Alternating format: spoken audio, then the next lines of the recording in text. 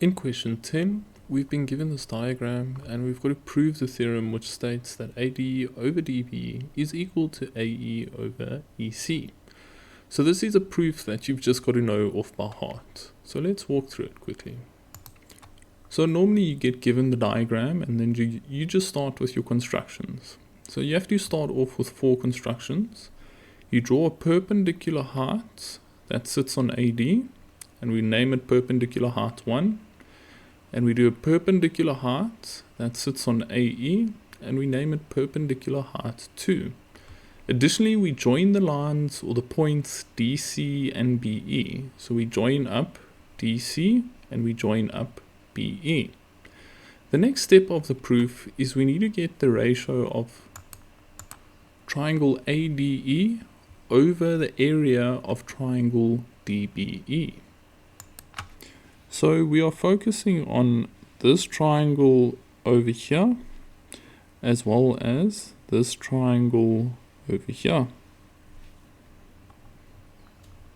And now we're just using our standard half base times perpendicular height. So for triangle ADE, AD forms our base and our perpendicular height is perpendicular height 1. And then for triangle DBE, DB is our base and the height of the triangle sits outside of it. This is the perpendicular height for triangle DBE. Then from there, we can see that they have the same height, so they cancel. Additionally, the halves also cancel. And we are just left with AD over DB. Now we're going to do a very similar thing with another 2 triangles. Before we move on to the next set of triangles, we've just got to say same height as our reason for that, because we recognize they have the same perpendicular height. Now we're going to direct our attention towards triangle ADE, so the same one ADE, as well as triangle EDC. So we've got EDC, so we're using that triangle now. And in a similar fashion, we're going to use half base times perpendicular height, but we're going to use perpendicular height 2. So to run through that quickly, for triangle ADE, this will be your base, which is AE, and then this is your perpendicular height, so it's perpendicular height 2 over there. Then for triangle EDC, this will constitute as your base, EC, and the perpendicular height will lie outside of it there, so it's perpendicular height 2.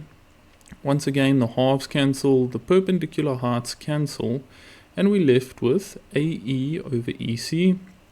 And our reason there, we have to put that they have the same heights for these to cancel adequately. Next up, we're going to write a statement saying that the area of triangle ADE is the same as the area of triangle ADE. I know it may seem a bit silly, but it is important to prove this. And then we're also going to state that this triangle, DBE, has the same area as this triangle, ACD. And our reason for knowing that is because these triangles have the same base as well as the same perpendicular height. So the base of these triangles is DE. You can see they share that side of the triangle. And then if I had to draw a perpendicular height that goes down here, it would be the same. Alright, once we've stated that, we're going to jump to this statement. We're going to say this ratio of areas is equal to this ratio of areas, just like this, because we proved that this is the same as that, as well as this is the same as that. And then we kind of replace this with AE over EC, and we replace this with AD over DB.